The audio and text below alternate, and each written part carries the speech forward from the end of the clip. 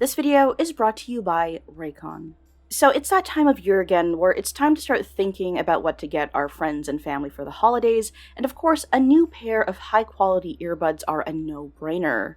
Whether I'm drawing, tidying up, or just looking to relax with some music, I prefer to use Raycon's everyday earbuds and have been for a number of years now.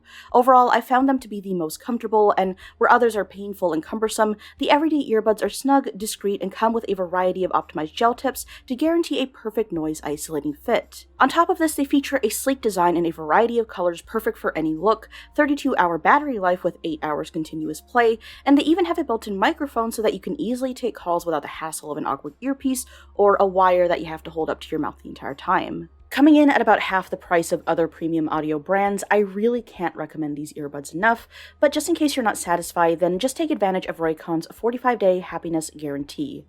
Get your pair today for up to 20% off by heading on over to buyraycon.com/ReignBot.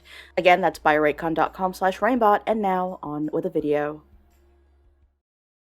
So, depending on what parts of the internet you like to frequent, you may have already heard the name Cassidy Rainwater. I've been following her case for a number of weeks now, and even finished an unpublished video about her.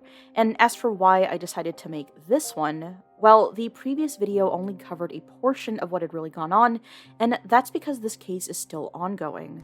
Just last week, police working on the case dropped a ton of new information that recontextualized everything. I'll start with parts of my original video, then break off into where we are now. Cassidy Rainwater is a 33-year-old resident of Dallas County, Missouri, and while not a lot is publicly known about her, we do know that by August of 2021, her family realized that they hadn't heard from her in quite a while and, for whatever reason, couldn't seem to get a hold of her. A case was opened, but not much came of it in the immediate weeks that followed. According to KansasCity.com, investigators were able to track down a 58-year-old man named James Phelps, who allegedly took Cassidy in after she'd fallen on hard times, but Cassidy herself was nowhere in sight. In fact, no obvious traces of her remained either. Phelps' explanation for this was that Cassidy left by her own accord in the middle of the night, about a month before she was actually reported missing. With no further leads, police were left at a dead end. That is, until a couple weeks later.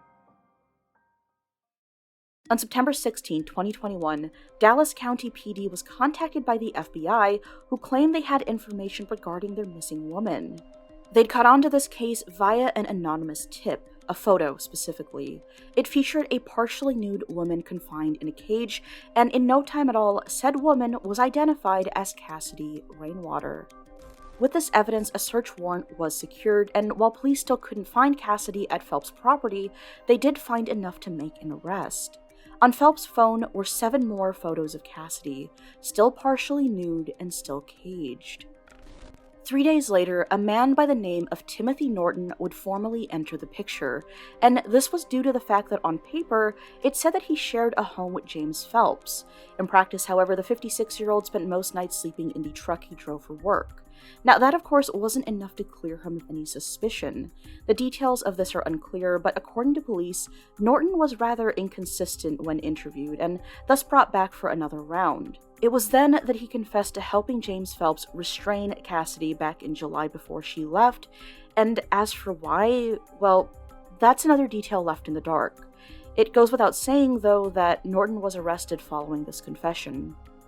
Just a few weeks after the arrests of both Phelps and Norton, this case would take yet another bizarre left turn. On October 4th, Phelps' home burnt to the ground, presumably with any evidence that might have still remained. Now, how in the world did this happen? While investigating, local officials noticed what seemed to be a tripwire and called in a disposal squad. What happened next is a bit hazy. No injuries were reported, but the house unfortunately could not be saved. It would later be revealed that an incendiary device was found on the property, and the fire was officially deemed a case of arson. And that's basically where we are at the time of writing this. Cassidy is still technically missing, and the 2 men in question are being held on charges of kidnapping, facilitating a felony, and inflicting injury. So from this point on in the original video is when I talk about how TikTok and other forms of social media were involved. In fact, it's the whole reason I wanted to cover this case, but before we talk about that, I want to update you guys on how things have progressed in recent days. On November 17th, local PD finally charged both Phelps and Norton with first-degree murder. Unsurprisingly, certain information was withheld from the public prior to this, but the core details have now come to light. As I mentioned in the original video, it was previously unclear why Norton was called upon by Phelps to restrain Cassidy back in July, but we now have an answer. As it turns out, Norton allegedly restrained Cassidy as she was sleeping so Phelps could strangle her, and this is unfortunately how she would die. After this, according to Norton's confession, the two men would hoist her body onto a gantry crane and proceed to dismember her. Now, that is obviously terrible, but the reason I mention it is because we also have more context about the initial photos provided by the FBI. In initial reports, it was said that they only featured Cassidy caged and partially nude, and while this was true, it turned out that there were also photos of Cassidy's corpse.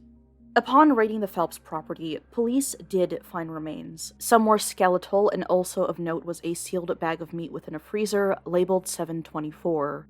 DNA analysis would later confirm that these were indeed Cassidy Rainwater's remains. As for how Phelps found Cassidy in the first place, that seems to still not have been revealed, but according to Norton, the pair would scout for victims online and around their local Walmart. Note, it's unclear if this means that there are more victims, as this has not been confirmed at this time, and on top of this, neither has a clear motive. So this is where I wanted to give a bit of my opinion on this whole thing. Like I said earlier, I wanted to cover the Cassidy Rainwater case because of the narrative surrounding it on social media. I pointed out in my original video that when it came to this case, folks online were fusing confirmed facts and rumors, some of them you may have already heard of, but here's more on that from said video. So, depending on what side of the internet you find yourself on, you might hear a version of the story that's familiar but has a few added bells and whistles. In other versions, users online claim that the FBI found a photo of Cassidy off the dark web, and that's how they caught wind of the case. In reality, however, the search warrant says the FBI received an anonymous tip. Nowhere was any sort of website or online platform mentioned. Moving on, some people are also claiming that once James Phelps' home was raided, police caught him eating, quote, a human sandwich, although it's unclear how they'd even be able to tell it was human. People have said that the answer to this is that police found bags of meat in a freezer on the property that were neatly labeled in some kind of way, possibly with names. Others say that the property was full of caged women, and some were even strung up in the way that you'd expect to see things at a meat plant, for example. From here, it's claimed by some that the purpose of all this was to serve as a human meat business that sold products via the dark corners of the internet.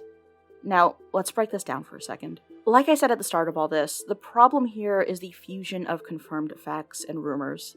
Notice that I said confirmed facts. One reason I think that people have spread this idea that we're dealing with a cannibalistic butcher box is because of a certain line in a statement provided by Dallas County PD following Phelps' arrest. Quote, additional charges are expected in the coming days. Due to the extreme nature of the crime and the continuation of the investigation, additional details cannot be released at this time. Now, it's not like cannibalism has never happened before. If you're into true crime, you can probably name a few cases off the top of your head. You might even be able to think of a cannibal who used the internet to find a willing victim. I myself even covered a story not too long ago where New Orleans police found human meat sealed away in a freezer. So while none of these factors are impossible, there's just nothing to suggest that any of this is at play at this time. And while it might be fun to speculate, it seems that certain people aren't aware of the possible repercussions this could bring. Now, it goes without saying that I deeply, deeply hoped I was wrong here. I hope that Cassidy was still alive, and I hope that she might be found. That said, in the end, it turns out that some of the rumors had some truth to them, and others so far still seem a bit up in the air. Yes, it turned out that there was a gantry crane involved, and yes, there was at least one bag of labeled remains. That said, the general scale of this whole thing still seems to be overblown, at least as of right now. I also mentioned in my initial video that local PD released a statement back in early October addressing the rumors surrounding this case. They claim that 99% of what's been put on social media about this is inaccurate, and followed up with a warning to anyone looking to trespass or damage property. Now, in case that sounded like a bit much, here's where I really take issue with things. I understand the interest in a case like this, and I even mentioned in my first video that I think that more attention on Cassidy might actually be good so that people know who to look out for in case she surfaced again. That said, I think it goes without saying that time and time again we see this thing happening online with true crime where people get so hyped up about a case that they begin to sort of insert themselves into it in one way or another. Don't get me wrong, I'm not talking about signal boosting or getting the word out. That's completely fine in my eyes. But the thing that specifically bothered me here was seeing people on TikTok and other places go out of their way to really sensationalize this case as much as possible, and then go on to say that they either went to the crime scene or planned to. Again, I understand that some of the rumors had some truth to them, but that's not really my point. As much as I really don't want to preach here, I was honestly just a little taken back at how certain people treated this ongoing case like it was some kind of haunted house attraction. Of course, I won't name any names, but I will say that luckily this didn't blow up completely out of proportion before investigators could solidify Phelps and Norton's guilt. I probably sound like a broken record at this point, but this case is still ongoing, and as such, there most likely will be even more information that won't make it into this video. Norton is scheduled for another hearing on November 23rd, and now that a lot of these details have been confirmed, I'm sure more eyes will be drawn to this case. As for me, that's all I've got for now. Thanks so much for watching, and an even bigger thank you to the following people.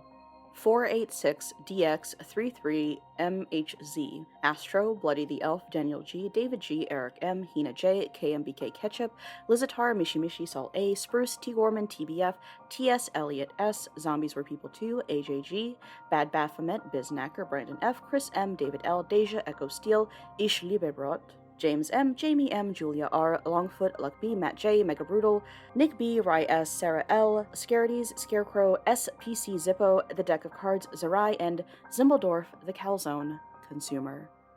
Thank you all so if you guys heard that sound, that was my cat. Anyway, thank you guys so much for watching, and again, a huge thank you to the Patreon supporters, especially the ones who have stuck around despite my long hiatus. Yeah, you're the best.